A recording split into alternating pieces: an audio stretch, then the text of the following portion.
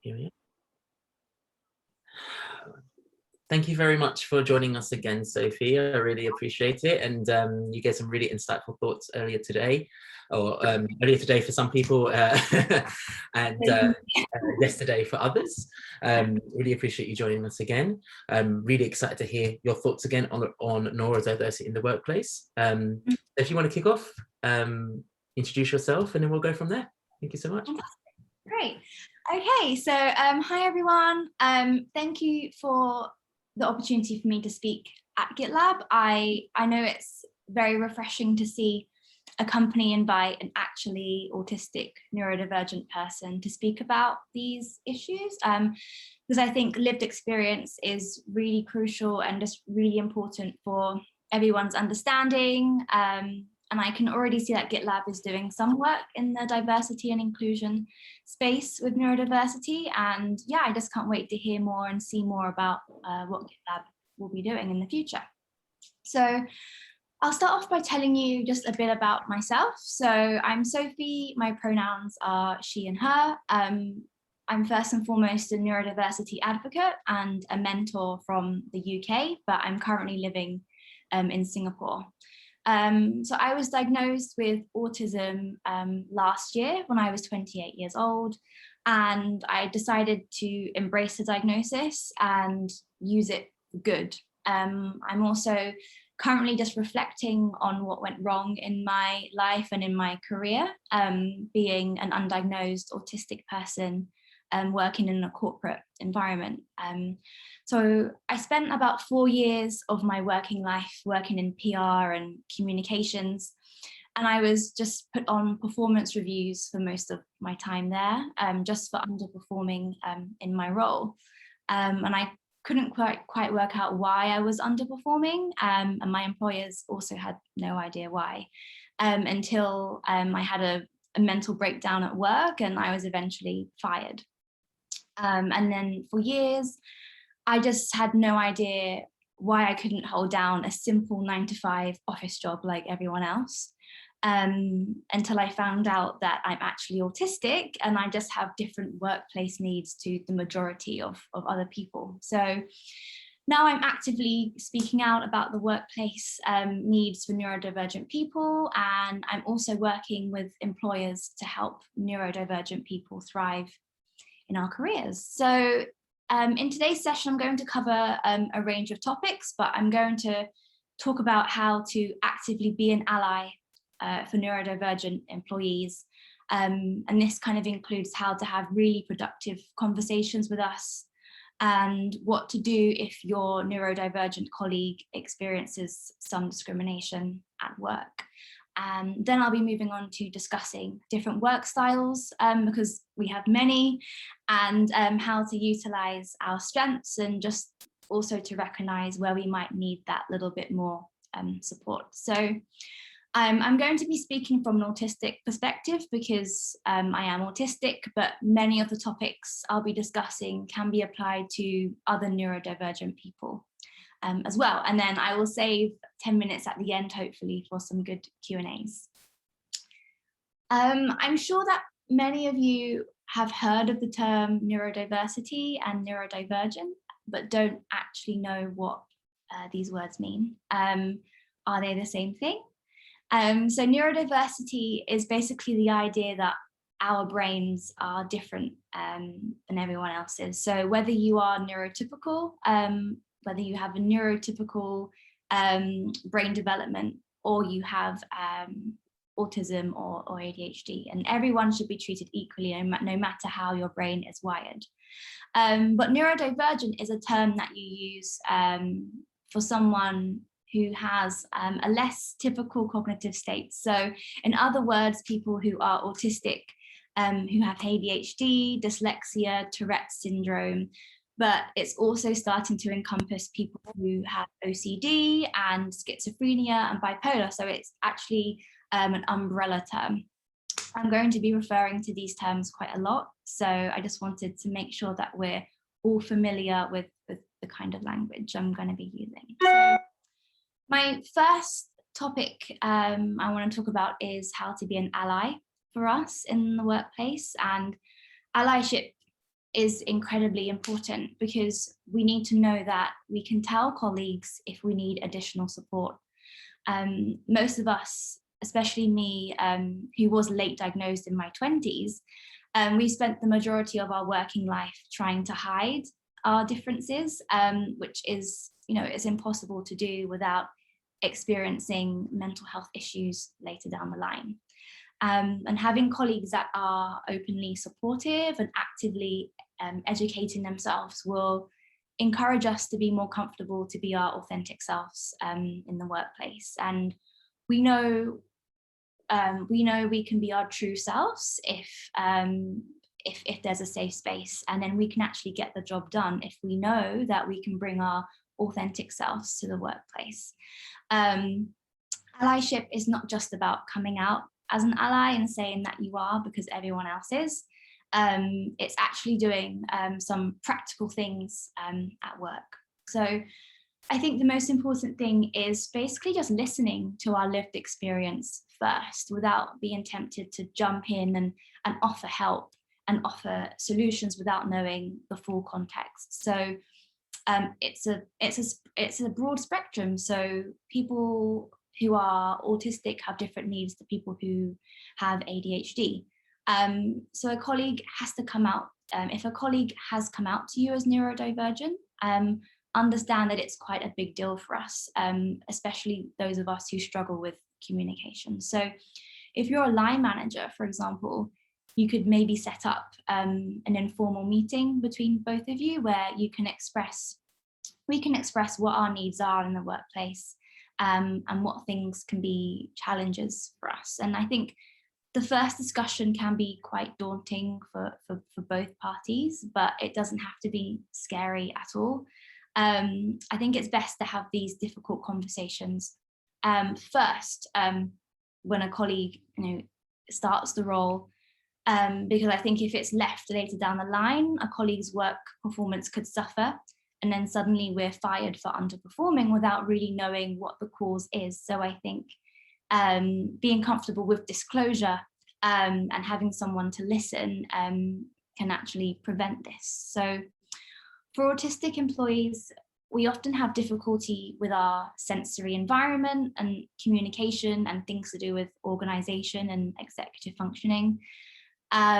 So we just need to, some of us are a bit more hesitant to come out as neurodivergent because we don't know whether our needs are realistic enough for the workplace to implement. So yeah, listening without judgment or help in the first stages is the first step towards becoming an ally. Another way to become an ally, I think, and I think this one is probably the most challenging, is to call out any discrimination when you witness it. So this takes a lot of courage, and I know it's not easy. It's not as easy as listening, but it shows solidarity and can actually prompt conversations that will lead to change in the workplace. So, I don't mean shouting at a colleague if you think they've said something bad or interrupting them in a meeting. It could just be, setting up a discreet meeting with them and educating them about the types of language that they use when they talk about neurodivergence and disabilities. So, letting off the cuff comments slide about, how weird a person acts or why a colleague gets overwhelmed by background noise, it does nothing for the neurodivergent allyship or movement. And ignoring this just signals to other people in the workplace that, discrimination is okay. So I recommend a number of ways to kind of speak up about unwanted comments. So if you witness a colleague say something that makes a neurodivergent colleague look a bit uncomfortable, even if it's not in front of them, you could find a quiet time to speak to that colleague who made the remark and address the comment and approach the conversation with some kind of understanding, because from my own personal experience, discrimination is a result of ignorance. It's not necessarily to do with malice. So you could explain to them why the comment could be interpreted as discriminatory, and then offer some educational resources about neurodivergence. And obviously if it continues, then escalate to a diversity and inclusion officer. But yeah, calling out wrongful behavior, it shouldn't just be the responsibility of us, of autistic people, of neurodivergent people. It should be a company-wide responsibility, as with other minority groups. And then feeding into this topic of allyship, I think, is just respecting that we have different working styles to everyone else. So when I reflect back on my career and the different jobs I've had, the thing that always cropped up in my performance reviews was that I was quite difficult to work with. And I wasn't diagnosed at the time, and I didn't know what neurodivergence was, and my employers didn't know. So this piece of feedback really knocked my self-esteem.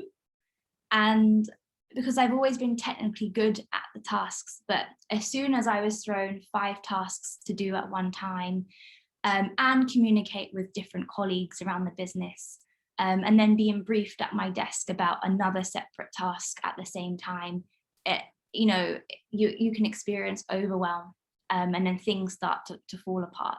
So yeah, we have different ways of working, as do neurotypical people. And if companies don't recognize this, then those who do not fit the mold will quit, or eventually underperform and have to leave the company. So I've spoken to my network of neurodivergent people in the UK and overseas. And here are just some things that can get misinterpreted as not being able to do the job well, when in fact it's just a different way of working, and we need to recognize this different way. So a number of autistic people I've spoken to, including myself, is that we often prefer to work alone on projects, and workplaces often place a lot of emphasis on collaboration and teamwork to deliver projects. And I know that in some instances, yes, you do need to work in a team, but sometimes this can kind of hinder the performance of autistic employees who find it really difficult to navigate workplace relations and the office politics side of work. And obviously, due to COVID, most of us now work from home anyway, which has made it slightly better. But even multiple Zoom calls every day and multiple meetings every day on Zoom can affect us as equally as having face-to-face interactions. So just to keep that in mind. These group situations, they actually put us at a disadvantage compared to other colleagues. If we are too hesitant to ask for an adjustment and then don't meet our team's expectations to deliver the project as a group, then our ability to carry out the task successfully is again hindered and could lead to poor performance feedback. But if we were to do the task, at least some of the aspects of the project by ourselves, or communicate with the team through Slack or not face-to-face, then we might have actually excelled. And similarly, some neurodivergent colleagues, I'm speaking from an autistic perspective, but I know that a lot of dyslexic people have the same issues as well, is the challenge of multitasking at work. And I know that when I was having my performance reviewed at work, multitasking was something that everyone was naturally good at, and I wasn't. And I think it's ingrained in companies to be excellent at multitasking and being able to manage a huge workload. But yeah, speaking from my autistic experience, I struggled with multitasking because I thrived and I enjoyed focusing on one task for most of the day, and found it a little bit disorientating when an unexpected request popped up in my inbox, or someone suddenly gave me another task to do when I knew that I was supposed to be managing just one task. So I could have quite easily completed the task if I knew maybe 2 or 3 days ahead that I would be getting another project. But yeah, so because of the disorientation we experience between switching between tasks, we often don't manage to complete any of the tasks that we're set to do. And obviously this is a problem. But this can kind of go undetected by managers, and they just see the incomplete task and they immediately say, you know, that we can't manage our time properly. But it's not true. We just have a different work style. We prefer to concentrate on one key task for most of the day with minimal disruption. Yeah, and this would mean that we avoid overwhelm, and we often experience overwhelm when our attention is pulled in different directions. So something else to consider. Another feature of a different work style is our preference for written over verbal communication, and especially when we're being briefed on a project. So before I was preparing for this talk, I actually asked my neurodivergent network on social media, what causes you the most anxiety while working in the workplace? And about 10 people said that it was just forgetting details when being given a verbal project brief. And I know in some workplaces, especially in open planned offices, but this can also happen over Zoom as well, it's not unusual to be briefed on a task verbally while sitting at your desk or while walking to another meeting room. For example, people are able to kind of jot down some notes while they're being briefed. But for neurodivergent people, it takes us a long time to kind of comprehend what the instructions are and understand what the task requires.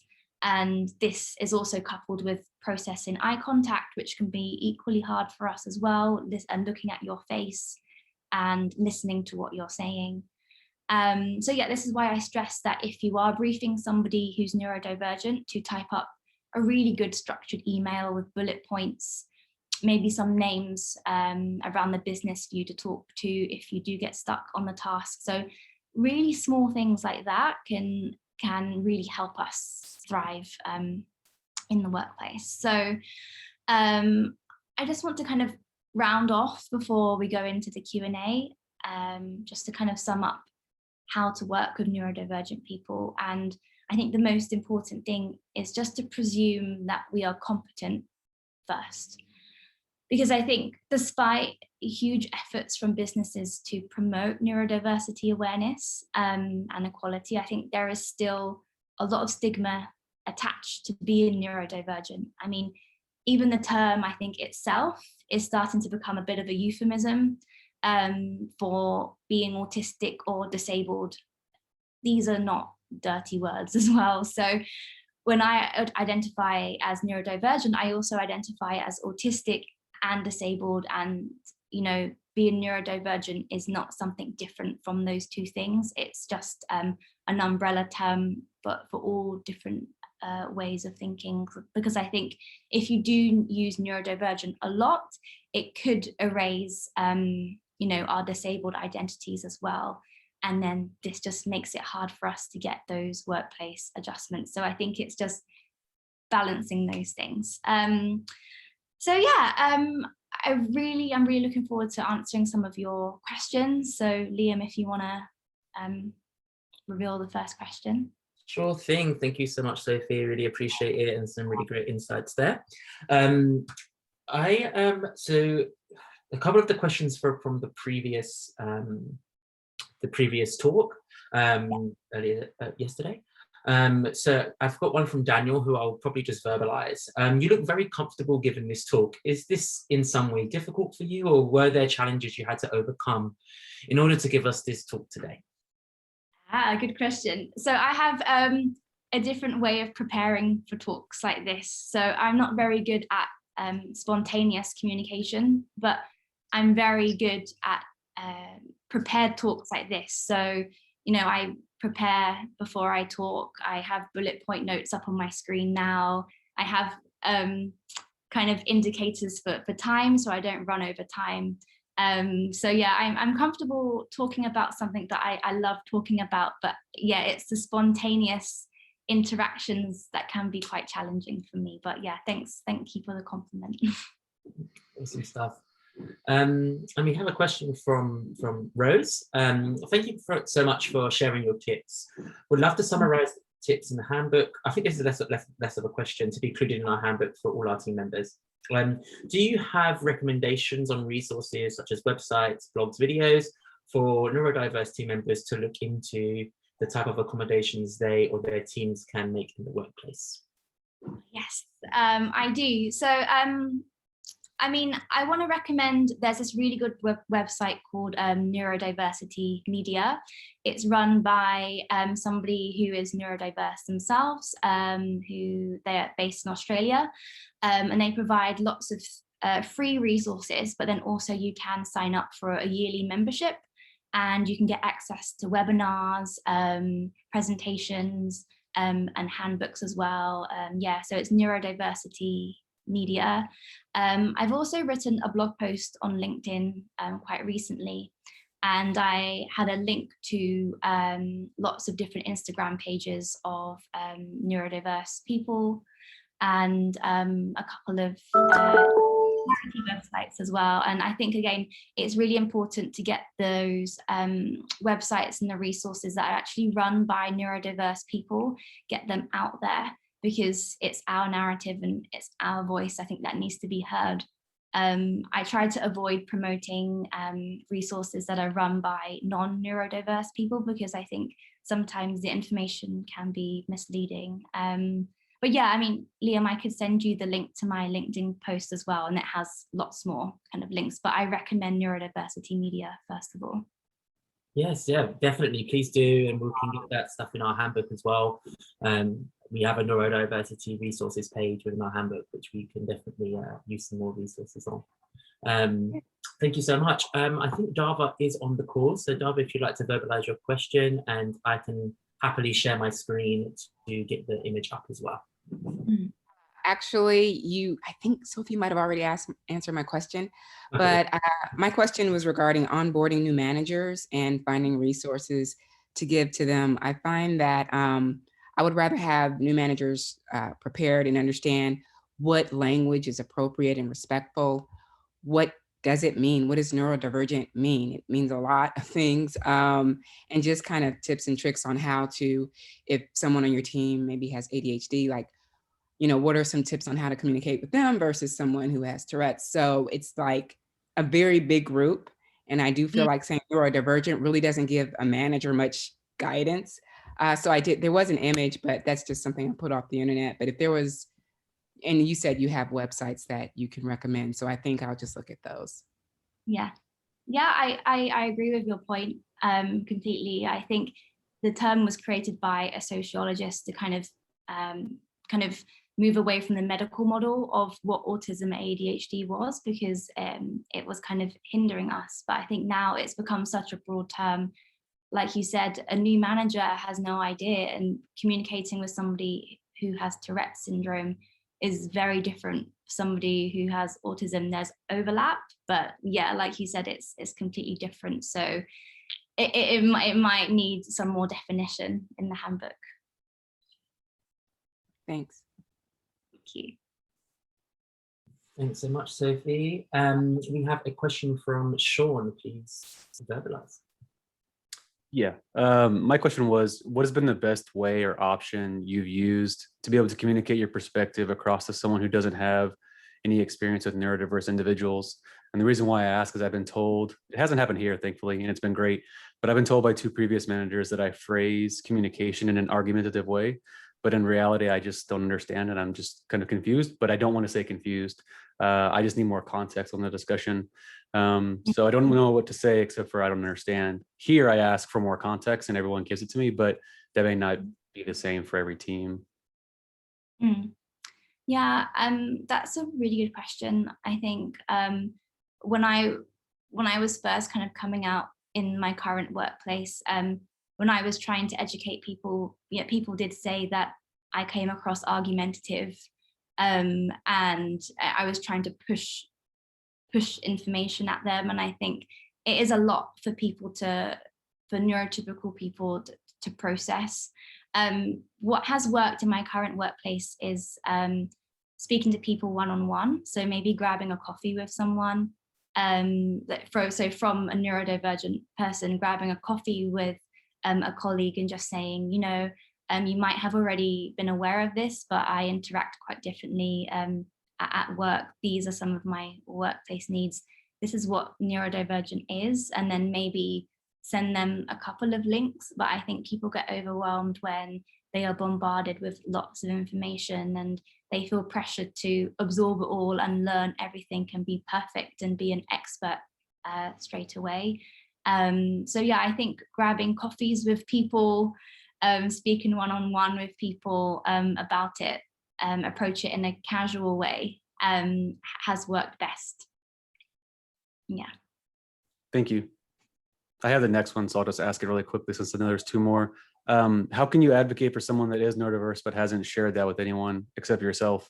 Because I had a teammate that did that, ended up leaving to other reasons, but I feel like one of them was this, and she didn't want to tell anybody because she said it felt like she was getting special treatment. And to me, I'm the opposite. I would rather you just be able to treat me normally and know that I have something so you can find a path around it, right? Like you may have experienced it when you were younger, so you know how to deal with somebody, but it's just difficult to watch someone suffer, knowing that if you just said something, it may change their whole interaction on this team, or maybe find a better team. I don't know.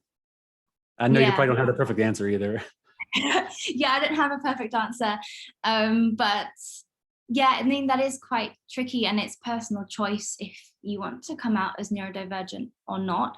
I think, which is why we should focus more on work styles instead of diagnostic labels. So maybe you could say, you know, my colleague, you know, she really likes working in a quiet environment, or she really likes kind of one-on-one meetings but with not too many people. Could we do that instead? So focusing on work styles moves away from the kind of, you know, she has autism, she has ADHD, she needs all these changes, because I think with using the diagnostic label can be, I don't know, it can have a certain effect, and it can be quite, you're categorizing someone based on something that they don't identify with or don't want to openly be open about. So I think focusing on work styles brings it back to of the workplace context, and I think makes it less intimidating. So that could be a way. Thank you. Yeah. Hi, Sophie. I have a follow-up question to that. And I think you just answered it in that it's better to really bring up the workplace differences, or like the work style differences. But I have noticed that, for example, people introducing themselves with pronouns has helped people feel more likely to give their correct pronouns. And I'm not sure that it would be the same thing with neurodiverse, but I wonder if there's something still that allies can do in their introductions to help make just neurodiversity in general a more common thing for people to think about. I don't know if you've any thoughts on that. That's a really good question, actually. Yeah, I think the revealing the pronouns has made it is a really good way for kind of non-binary and trans people to identify and feel safe at work. As myself, I'm more than happy to introduce myself as autistic, but not in the same way as when I say, you know, I'm Sophie, I'm autistic, nice to meet you. That still feels weird to me. It kind of comes out later down the line. I mean, I don't know of anything that people are doing to kind of come out as neurodivergent when they kind of first meet someone. I mean, it's a good question. I mean, you could introduce yourself and, you know, reveal that you are neurodivergent, or identify with the specific neurodivergent label, or then you can then revert back to work styles and then openly communicate your workplace needs to everyone. Say, you know, I really prefer to work by myself, you know, in the mornings or something, or I prefer to kind of work from home 3 days a week because that's my work style. So it could be, that could be a way, potentially. Okay. Yeah, thank you. I just want to follow up. I just want to follow up, Neurodiversity, on that. I think that if some of these are medical diagnoses, I don't think that's something that we would want to encourage people to say publicly. But I do love the idea that Sophie mentioned, if we had something like, this is my preferred communication style, and this is how I like to, you know, document things, or, you know, if there was a way we could categorize it that way, because that's something we all have. And ironically, like a lot of the things that work well for neurodivergent team members work well for GitLab team members too. So there might be more alignment with some of their needs with some of other team member needs as well. But I definitely don't want to start a environment where we're a little too open. Yeah, I guess where I'm coming from with this question too is that, you know, to your point earlier, Sophie, of how sometimes people will react a certain way to individuals and think that they're like, say things like, oh, they're just kind of weird or something because they sense that maybe, you know, someone is autistic or something like that. But I guess that's why I was wondering, like, if in the first few minutes of the interaction, there might be a way to respectfully disclose that so that it's not, so that in social situations that like networking events or something like that, people might be able to feel safer disclosing that. And so then there wouldn't be this, I don't know how to explain it very well, but do you know what I mean? Like, it's just. I think I do, because I see what you're saying. So for me, I don't care if someone labels me or whatever, but not everybody else does, right? Everybody's completely different. So for me, I would rather just throw myself out there. And if someone's like, hey, I have a question on this about ADHD or whatever, can I talk to you? Then I talk to them and they're like, oh, my coworker is not angry. He was just, I think he's like you, and I understand more. So for me, I don't mind, but so I can see both sides. I think it would help, but it also, like Darva was saying, some people may not be that open to it, and so they may just want to say no. So it's finding that middle ground, I guess, because like you're saying, for like, if I was to meet you, I would tell you right away, because I hear a lot, I like the way you think. What they're really saying is like the ADHD part is interesting, but they don't know that yet. So then later on, when they find out that I'm not always like that, if I take my medication or if I don't, it's different people, and so they're just kind of confused. So sometimes that feels like I'm not like fetishized, but that's what it sounds like, right? People are like, you're fascinating the way you talk, and I'm like, is it the way I'm speaking? Is it my brain? Is it because I say things backwards?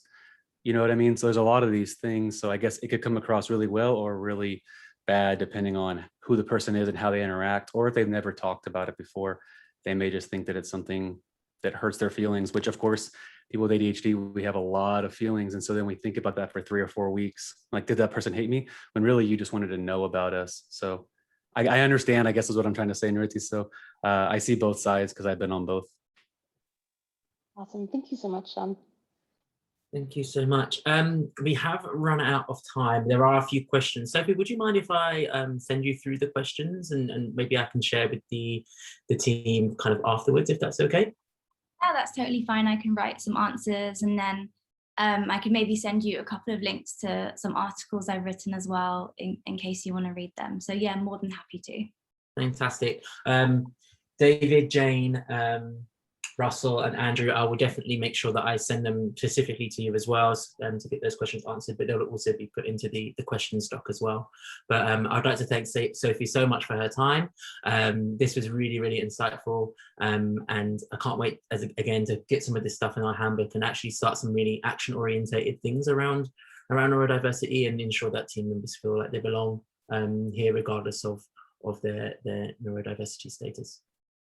Great. Thank you guys for having me, and thank you for being so open and understanding and asking some really great questions. So yeah, thank you. Thanks everyone. Speak soon. Great. Bye-bye. Bye. Bye.